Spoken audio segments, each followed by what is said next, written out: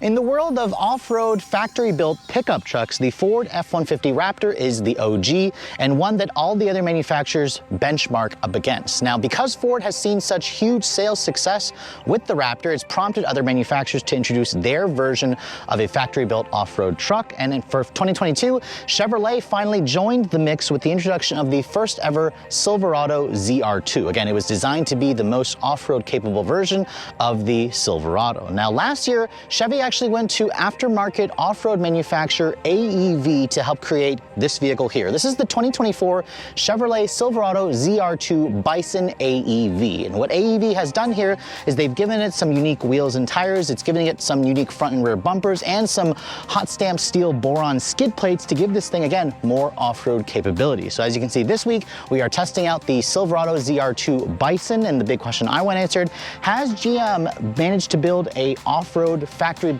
truck that can go toe-to-toe with the best from Ford and Ram? Stay tuned to find out.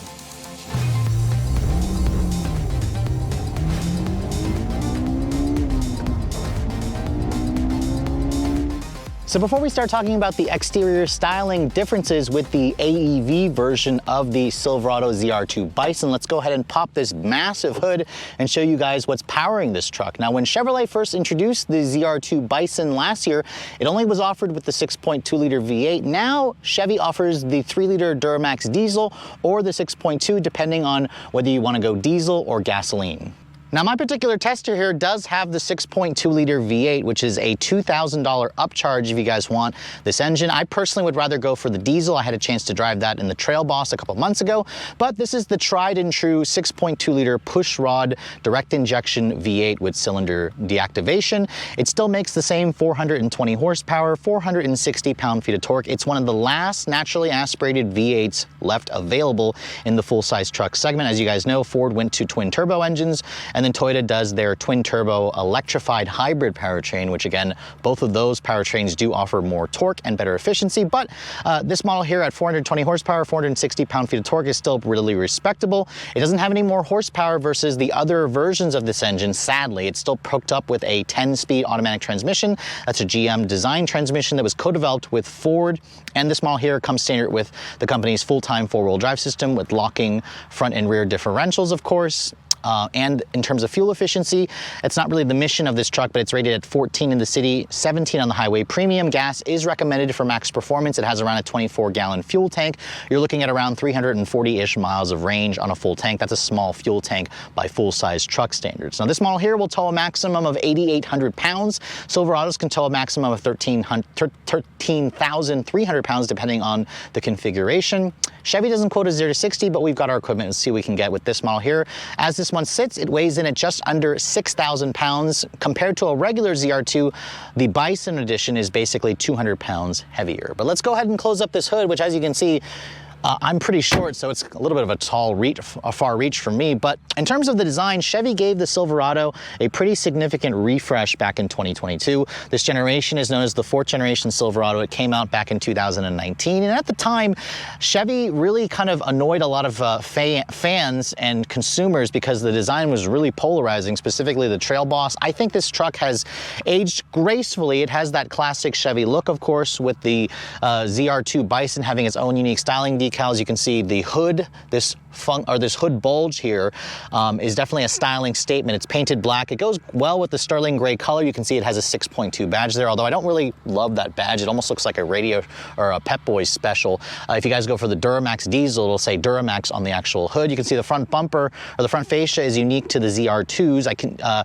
The Bison edition has the kind of painted horizontal slats going through the actual grille where it intersects, or it kind of houses the Chevrolet flow tie emblem here. You can see it's, instead of the usual yellow color, it's actually red accented, and it's completely pass-through, so that allows for air to kind of pass through to give it, again, the necessary cooling. There's a ZR2 badge here. You get full LED headlights as standard. You have LED daytime running lights.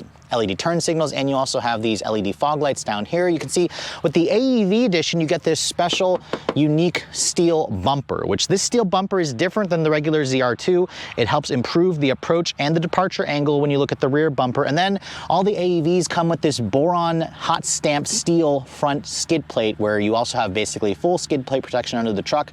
It's about 3 to 4 times stronger versus the standard skid plate that you get on other Silverado models. So again, that's going to give you far better off-road protection when you're off-roading, and you also have the built-in recovery tow hooks. Of course, that's necessary when you guys are going off-roading. But looking around the side profile here, you can see this truck definitely looks pretty badass. However, compared to a Raptor, like let's say you're parked next to a Raptor or a TRX, this truck will look a little bit wimpy, and that's because it's not quite as wide. As you guys noticed, it doesn't have the 3 LED lights at the front because this truck is around 78.5 inches wide. A Raptor is around 3 inches wider, I believe, than this truck. In terms of the wheels, you can see these are the gloss black finish 6-spoke AEV 18-inch wheel, or I'm sorry, 17-inch wheel. It's wrapped on a 275 by 70 R18. I'm sorry, it's an 18-inch wheel. Keep mixing that up. It has a 13-inch front rotor in the front, and then a 13.6-inch rotor at the back. These are a 33-inch tall Goodyear Wrangler mud terrain tire. So it's actually a pretty small wheel compared to its competitors, which come with a 35-inch tall tire. An optional 37 is available on the Ford. You can see the suspension. It is an independent front, a solid axle at the back. It also has a unique damper. I'll show you that when we get to the rear. And then you can see here, ZR2 badge here. The wheel arch trim, you can see, is not very, wide. Chevy says that the Silverado's chassis basically cannot accommodate a wider tire from the factory unless they start doing something with the fenders. So I'm surprised. That was an opportunity for Chevy to do more with the Bison to give it a meaner look. You can see the mirrors are power folding, black painted. There's no chrome along the side of the vehicle. It's also got black painted door handles. This tester here is missing a sunroof. That's an extra $1,000 for a standard sunroof. They don't offer a pano roof on this truck. And then when you back away here, they only offer the ZR2 as a crew cab with the standard bed, or with the short bed. So it's a 5'8" long bed. If you guys want a longer bed, you won't be able to go with this trim. Now, what's special about the ZR2 are the Trick Multimatic DSSV dampers. It's basically got a unique shock valve in there that allows this truck to basically take a lot of abuse off-road, and it also improves the ride quality of the vehicle. You can see looking at the rear, the ZR2 Bison also has some unique elements. You can see the taillights are a combination LED. The reverse light is incandescent, but the turn signal and brake light are LED. You can see the ZR2 Bison blacks out a lot of the emblems. You have this unique AEV badge here with the, I guess it looks like almost like a bison or some kind of animal. And then you can see the AEV edition includes basically this painted, or not really painted, it's got kind of like this flat black panel that actually is where the multi-pro tailgate is, or the multi-flex tailgate. So this tailgate is typically a $500 upcharge when you guys go for any other Silverado, but again, it gives you that functionality where you can open up the tailgate like that. You can also open it up completely. You can create a step over there. And then in terms of the payload capacity, you can see that spray and bed liner is included with this trim. My tester also has this hard fold-away tonneau cover, which is nice. You can carry a maximum of just over 1,500 pounds of payload in the bed. So in terms of functionality, capability, obviously other Silverado trims will carry and haul more, but for those of you who also want to use this as a work truck, the Silverado should be able to get the job done. There is some LED lighting in here. There's also a 400-volt power outlet in here. However, if you guys need more onboard power, the F-150 Raptor does offer up to a 2-kilowatt onboard power outlet versus what Chevy offers, which is basically just a standard 400-watt system. So now that we've talked about the exterior styling differences for the ZR2 Bison, I thought I'd show you guys the interior. Before we get inside, let me show you guys the key fob. As you guys just heard, the door is locked for me and the mirrors folded in. And that's because I have it set to actually do a walk-away auto lock function. Here's the key fob for the vehicle. If you have this key fob on you, you shut the door and you walk away, they will lock the doors for you automatically. You can see this is the newer Chevy key where it has an unlock, lock, remote start. You can also open up the tailgate and activate the panic function. You also can access this vehicle through your smartphone if you're an owner of the vehicle. But you can see here, traditional door handle, there's a button here on the outside that will lock or unlock the door depending on, again, what sequence you're in. But as I open the interior, or open the door here and reveal the interior, you can see my tester is the sterling gray on the exterior, but it also has kind of like this gray two-tone, almost like greenish style interior. This is a leather interior, although I have to say the leather feels more like pleather to me. It doesn't feel like genuine leather, but It does feel durable. It feels water resistant. These seats are also perforated. They have this really interesting texture in the insert. You also have AEV stitched into the actual head restraint with the contrast yellow stitching. I think it definitely looks nice. This is the only interior color that you can get for the ZR2 AEV or Bison edition. So if you guys want a different color, sorry, Chevrolet does not offer it on this trim. The seats are heated and ventilated. They also adjust in 10 different ways. You also get a 2-person memory function over here on the driver's side, which is nice. In terms of the door panels, you can see it's a soft touch injection molded plastic, but this panel here feels interesting. It doesn't feel like the usual graining plastic material. It feels rubberized. This is hard touch over here. You have this carbon fiber looking trim padded over here as well. Window controls are one touch for the front and for the rear. However, the rears are not one touch up. It's only one touch down, which is kind of annoying. I wish Chevy just made it standard or one touch for all 4. You do have a Bose premium sound system in this car for you audiophiles out there. It sounds okay. It's nothing super special like what you find in the Ram. Down here, it's hard touch plastic. You have additional storage. And then over here, you can see this looks like a running board, but it's actually just a rock rail. So this is, again, AEV specific, and it's designed to protect the side of the vehicle if you guys are going rock crawling. But if you try to use it as a step rail, it's definitely not designed for that. You can, but most of the times when I'm getting in this truck with 11.2 inches of ground clearance, I basically want to grab onto this handle here, stick my foot on here, and just kind of hoist my way up, which I highly recommend, again, step rails if you guys, the optional step rails if you guys are short like myself. As I get an inch of the door has a relatively solid sounding thunk. As you guys know, this chassis, this platform was introduced back in 2019. Now the big upgrade for 2022 was the new infotainment system. So I have a 13.4 inch display over here and a 12.3 inch display here. This redesigned interior is just so much more modern, so much more upscale. You can see the start stop button is down here. When I push that, you can see this is not a hybrid or a mild hybrid, so you have a traditional engine startup noise. It has the usual GM bongs. Let me turn the AC fan down. It is relatively hot, about 85 degrees. You can see this upper dash here is a soft touch injection molded plastic with some faux stitching. I like how Chevy carried over the contrast yellow stitching. The technology package that my truck has the heads-up display. It's a 10-inch color heads-up display. And it also includes a power tilt telescoping steering column. So again, some nice luxury touches to really show off the price tag of this truck. There's a lot of piano black plastic. You can see the redesigned dash includes some piano black plastic elements. This 13.4 inch screen also is running their latest Google-based operating system. There are paddles on the wheel. You can control the heated steering wheel function along with your adaptive cruise control. You can also adjust the way that screen looks to change the layout of the screen. The horn, it sounds pretty nondescript, but appropriate given the size of the truck. You can see your heads-up display controls are over here. Your 4-wheel drive selector is over here, along with your actual drive mode selector. There's basically 3 modes: normal, off-road, and terrain. There's no sport mode for this truck. And compared to the Raptor, which offers like 6 or 7 different modes, that's actually pretty little amount. You can see your headlight controls are over here, electronic parking breakers over here. And then the steering wheel itself offers a good amount of adjustability, so you can get a comfortable driving position pretty easily. Now over here you can see there's some more of that carbon fiber look plastic trim. Over here, over the airbag cover, it is hard touch plastic, but for the most part, the fit and finish in this truck is fine. This is actually a production truck, it's not a prototype. I do like this little hidden compartment here for the secondary glove compartment. You can see down here you get dual zone climate control with actual buttons for your heated and cooled seats.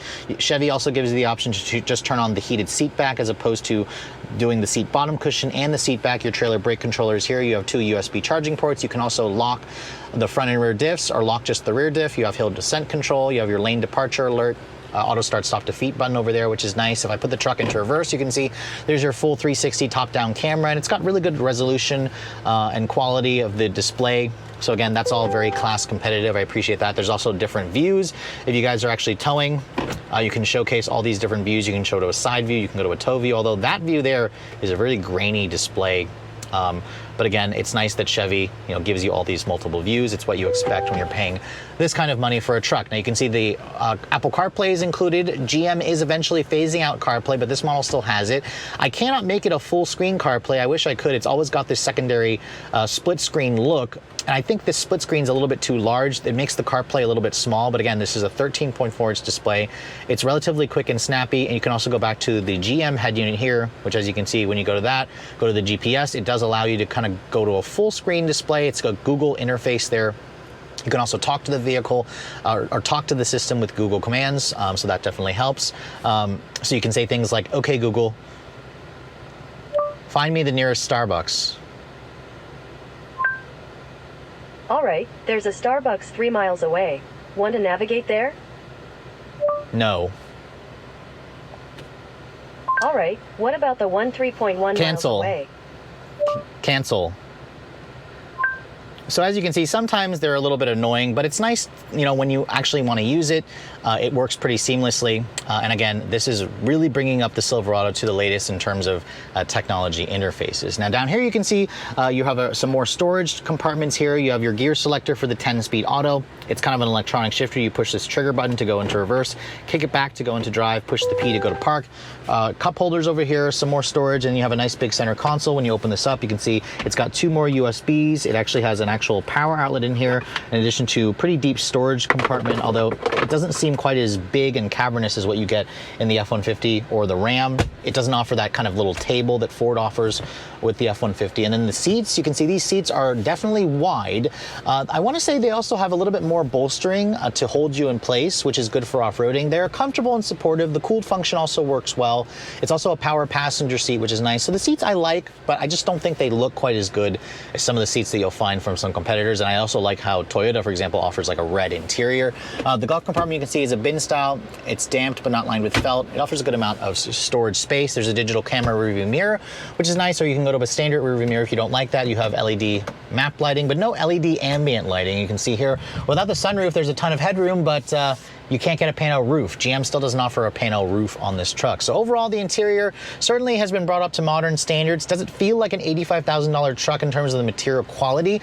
Not necessarily. It looks nice, but I do think that the GMC Sierra version of this truck definitely has a more premium and luxurious feeling cabin. But let's go ahead and hop into the back seat of the Silverado, because this vehicle here only comes as a crew cab, which means you do have a cavernous amount of space, around 43.5 inches of legroom. You can see there's a bench back here that can easily accommodate 3 wide adults easily because of how wide the truck is. There's also the nifty storage options here on both sides of the actual seat back. You can also lift this up if you prefer and like use this area to kind of store some things. You can put a bike. You can also hide some things under there, which is nice. There again, no step rails, so you kind of have to use this and stick your foot up here and then just kind of pull yourself up. But once you're back here, you can see the door panel materials are pretty much the same as the front, padded over here as well, but there's a ton of legroom. So the AEV model comes with these specific, basically all-weather floor mats. You have 2 storage cubbies, cup holders. You have heated seats back here, 3-level USB, and then you also have the actual air vents back here, which is nice. No actual household power outlet back here. I'm noticing it is in the center console there. And then if you fold this down, there's an armrest that gives you 2 cup holders. Again, this vehicle is extremely wide, so you can fit through across. This window also slides open, although it doesn't open completely like it does in the Toyota Tundra. So overall, if you want to use this as a family vehicle, the Silverado can certainly do that. So as most of you guys probably have noticed, the world of factory-built off-road trucks continues to get more crowded. And in a segment where Ford basically started it with the Raptor, GM has finally responded with the Silverado ZR2 that was introduced back in 2022. So this AEV version, this Silverado ZR2 Bison, basically takes it one step closer to a Raptor and a TRX, although that truck is being discontinued. However, in reality, the ZR2 has been more like a Tundra TRD Pro or a Ford F-150 Tremor, but this AEV version supposedly is supposed to take it a little bit further. So I've actually never had a chance to drive this vehicle until now, and this model here has the optional 6.2 liter naturally aspirated small block V8 making 420 horsepower. The 0 to 60 I expect it to be in the 6-ish second range. The last time I got it for a Tundra was probably around 5.9, so this should be pretty similar with similar power. But let's go ahead and just brake torque it. We'll put our foot down.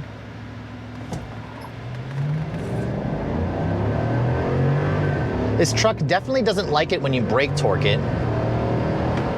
6.78 seconds there. Now remember, the AEV version, the Bison version of this truck is about 200 pounds heavier, so it's going to slow down the 0 to 60 of this truck a little bit. We'll see if we can try it again later on during the driving scene, see if we can get a slightly better time. But remember, you don't buy a truck like this for 0 to 60 times, but by that number there, this truck is about a second slower than the Tundra TRD Pro that I tested literally on this same stretch of road a couple of months ago, which curiously enough, it was actually the same color as this truck, well, at least a grayish color. But overall, what the Silverado ZR2 does well is actually drive on the road. This is where most drivers, again, are going to be driving these big trucks, is on the road anyways. So I'm gonna focus primarily on my driving impressions of this truck out on paved roads. But let's try it here real quick. Again, we'll just floor it. We're not gonna brake torque it this time.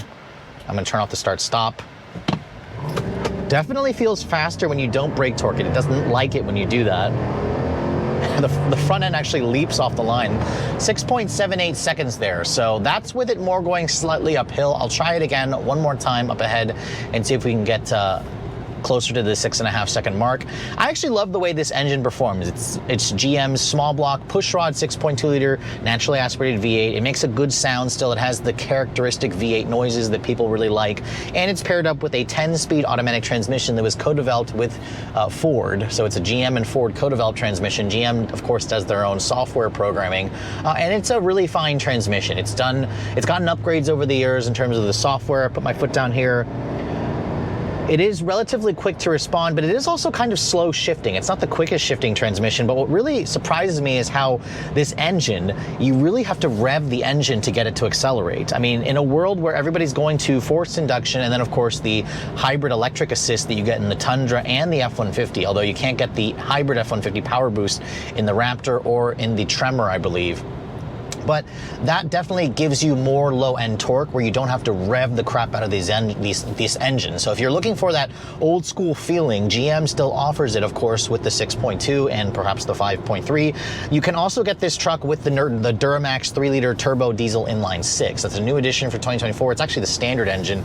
That engine actually, I particularly loved when I drove a Silverado Trail Boss a few months ago.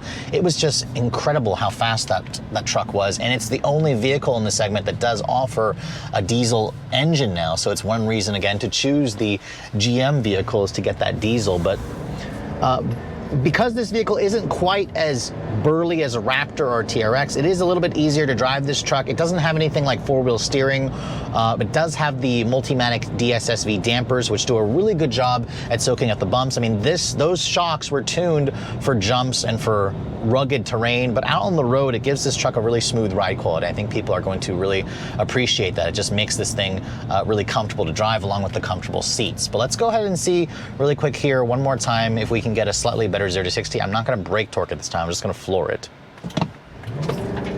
I love how it lifts up. 6.33 there, so much better. So my recommendation, don't brake torque it. It'll just make this truck slower. And that time is pretty much, maybe I'd say about 0.4 seconds slower than the 6.2 that I tested in like a GMC Sierra, the non-AEV version of it. So you do have a slightly slower time when you are using, or when you're factoring in the bigger wheels and tires and whatnot for this truck. It could use four-wheel steering because it is still a big vehicle at 232 inches long. But if you're used to driving big trucks like this, you'll pretty much feel right at home. I mean, the beauty about something this big is you can see out of it really well. I can see from the hood really well, although I will say that those bulges there, they are a little bit annoying because they're raised up and they also are painted black. And what I notice is in bright sunlight, the light will actually reflect back into my face. So not really loving that. They should have used a flat black color to keep the sunlight reflections from going right back into your face. In terms of driving this vehicle around some corners, the steering wheel in this thing is numb, devoid of feel. It's really slow ratio, designed for off-roading. I also don't particularly care for how thin the steering wheel rim feels. I don't particularly like that. I also think I prefer the interior a lot more of the GMC Sierra. It just feels a little bit more upscale in the GMC versus the Silverado, considering the price tag of this truck. But it's got a comfortable ride quality. These tires aren't quite as noisy as some of the bigger trucks that have like 35s or 37s, so it will have a slightly quieter interior. Like I said earlier, a really comfortable ride. I wish this truck for the money already came standard with a sunroof. It's still an extra $1,000 if you guys want a standard size sunroof. Chevy doesn't offer a pano roof. And then in terms of driver assistance, you cannot get this truck with GM's excellent Super Cruise. You can only get it with adaptive cruise control, lane keep assist, automatic emergency braking, but no hands-off driving on interstates. It's only available on the high country trim of the Silverado. I can't remember off the top of my head if the Sierra AT4X is available with Super Cruise. I believe it is because it's kind of similar to the Denali trim. But in terms of the seat comfort, the heated and cooled seat, the cool function works really well. It's about 81 degrees outside right now, and it just feels relatively comfortable and easy to drive, and I think that's what people are going to really appreciate. Now, unfortunately, when you have this big 6.2 liter V8, you are going to pay for it at the pump because this truck is rated to get 14 in the city, 17 on the highway. In my week's worth of testing, I averaged around 13.5 mpg. That is not good. The Tundra TRD Pro with its hybrid iForce Max powertrain will easily do 5 mpg better than this. On the highway, if you drive at 75 miles an hour, the fuel economy is around 16 mpg, so not great. If you slow down to like 65 or less on the highway, this truck can get closer to 20 mpg, but again, who really drives that slow on today's modern roads and today's modern cars on interstates nowadays? So the fuel economy could be better, and it's, you know, a weakness of the fact that this truck still has a naturally aspirated V8. There's a reason why everybody's going to forced induction or going to electrified powertrains to get that better fuel economy. You really, you know, appreciate that. Even if you can afford a truck like this, you don't want to be spending a ton of money at the pump. And because it's got a small 24-gallon fuel tank, the max range that I saw was around 340-ish miles, so not great. GM should be offering their optional 36-gallon fuel tank on this truck to give you more range, although that's going to cost a lot more at the pump when you want to fill it up.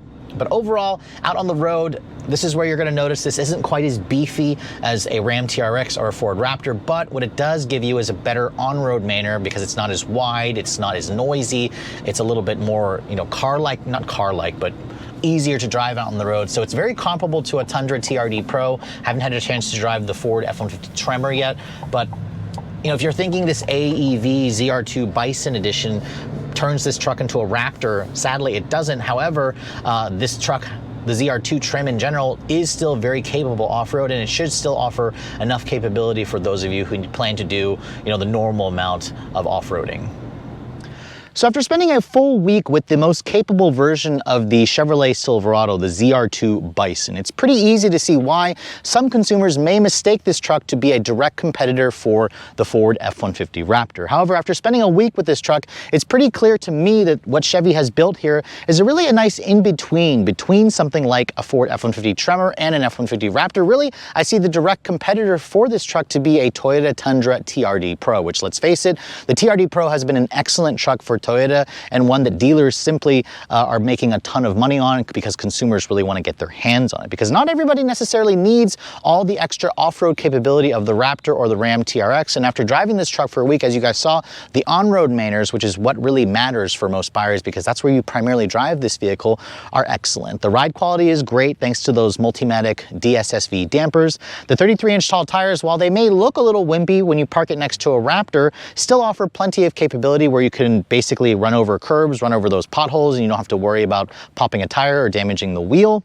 And they also produce less noise when you're actually out on the highway, because as you guys also heard me say, the highway driving manners of this truck are just much better versus a Ram TRX or a Raptor, because the truck just isn't quite as wide, it's not as cumbersome to drive, and it's just better to drive on a longer trip because of its more compact dimensions, which is funny to say because this is definitely not a compact truck. In terms of the ground clearance at 11.2 inches, that is obviously about 1 inch to 2 inches lower than its main competitors. It pretty much matches that of the Tundra TRD Pro, but really, I do think that Chevrolet is in need of an actual Ford Raptor competitor, so I am a little disappointed that the Bison version of the ZR2 didn't take it up a notch by making it wider and giving it more ground clearance, because this has the same ground clearance as the ZR2, but I also understand why Chevy did that, because while this truck still has plenty of capability, it's simply an easier truck to live with on a daily basis, which really stops me, however, from buying this truck, unless you guys, again, are okay with the fact that you're going to be paying a pretty penny for this vehicle, is the price tag. Because while if you do look at a standard ZR2, that truck starts at around $72,000. That's reasonable. It's right around the same money as a Tundra TRD Pro.